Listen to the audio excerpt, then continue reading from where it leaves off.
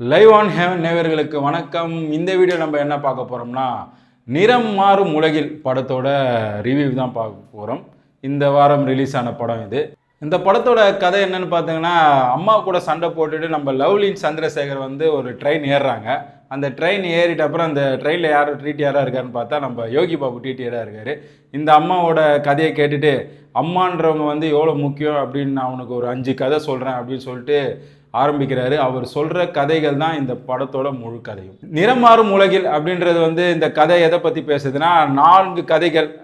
யோகி பாபு சொல்கிற மாதிரி அம்மா தான் முக்கியம் இந்த உலகத்துக்கு அப்படின்றத வந்து ஒரு 4 கதைகள் சொல்கிறாரு. அதில் முதல் கதை எதை பற்றி பார்த்தீங்கன்னா, பாம்பேவே மிரட்டக்கூடிய ஒரு தாதா, ஆனால் அம்மா பாசத்தில் தவிக்கிறாரு. அவர் என்னென்ன கஷ்டத்தெல்லாம் சந்திச்சார் அப்படின்றத வந்து தான் முதல் கதை. இதில் வந்து பார்த்திங்கன்னா நட்டி பண்ணியிருக்காரு.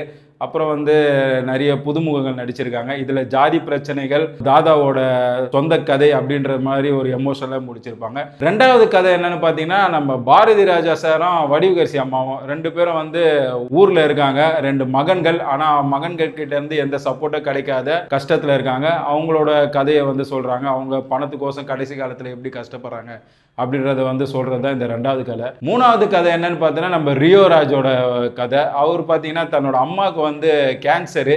அதுலேருந்து அவங்கள வந்து எப்படி காப்பாற்றினாரா இல்லையா அப்படின்னு சொல்கிறது தான் 3வது கதை.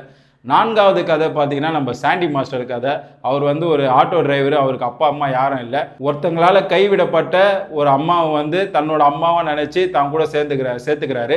அதனால் அவர் என்னென்ன கஷ்டங்களை அனுபவிச்சவர் தான் இந்த 4 கதை. இது என்னென்னா 4 கதை. சரி, இந்த 4 கதைக்கும் ஏதாவது ஒரு தொடர்பு இருக்கும்னு நினச்சிங்கன்னா அதெல்லாம் எதுவுமே இல்லை. இந்த 4 கதைகளுமே தனித்தனி கதைகள் தான். ஒரு ஷார்ட் ஃபிலிம் மாதிரி தான் சொல்லணும். ஒரு கதையும் ஒரு 25 நிமிஷம் போகும். மொத்தமாக சேர்த்தா வந்து ஒரு 2.5 மணி நேரம் வந்து 4 கதைகளை பார்த்துட்டு வரலாம். படத்தில் மெயின் பர்ஃபார்மன்ஸ்னு பார்த்தீங்கன்னா, நம்ம நட்டி ஒரு தாதாவாக நல்ல ஸ்கோப் அவர் நடிக்கிறதுக்கு நல்லாவே பண்ணியிருக்காரு. அது இல்லாமல் இன்னொரு கதை, பாரதி ராஜா சாரும் வடிவுகரசி அம்மா சொல்லவே தேவையில்லை.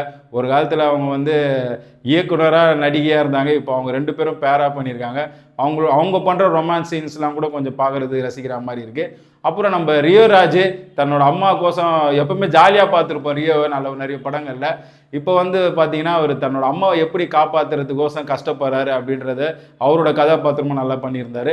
லாஸ்ட்டாக நம்ம சாண்டி மாஸ்டர், அவர் இந்த கதை ஃபுல்லாகவே ஜாலியாகவே இருந்தார். ஜாலியாக லவ் பண்ணுறது அப்படி இப்படின்னு ஜாலியாக பண்ணியிருந்தார்.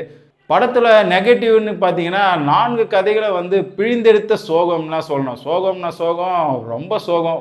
அவங்க வாழ்க்கையில் ஒரு சந்தோஷமான விஷயம் கூட நடந்திருக்காதா அப்படின்ற மாதிரி தான் 4 கதையும் பண்ணியிருந்தாங்க. 4 கதைகளும் பார்த்தீங்கன்னா வந்து ரொம்ப எமோஷனல் சீன் தான் வச்சுருந்தாரு டைரக்டரு. அது வந்து பார்த்தா ஓவர் நெடியாகவே இருந்தது எமோஷனல். படத்தில் ஒரு நல்ல ஹைலைட்டான விஷயம் என்னன்னு சொன்னால், மியூசிக்கை சொல்லலாம்.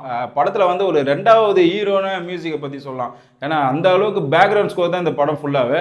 இந்த படத்தை வந்து ஒரு சைடு நல்லா தாங்குந்து பார்த்தீங்கன்னா பேக்ரவுண்ட் ஸ்கோரை சொல்லலாம். மொத்தத்தில் இந்த படம் எப்படி இருக்குன்னா, உங்களுக்கு ஒரு 4 ஷார்ட் ஃபிலிம் பார்க்குற எண்ணம் இருந்தால், ஒரு ஆந்தாலஜிலாம் பார்க்குறது உங்களுக்கு விருப்பம் இருந்தால், கண்டிப்பாக இந்த படத்தை நீங்கள் ஒரு டைம் தேட்டரில் போய் பார்க்கலாம்.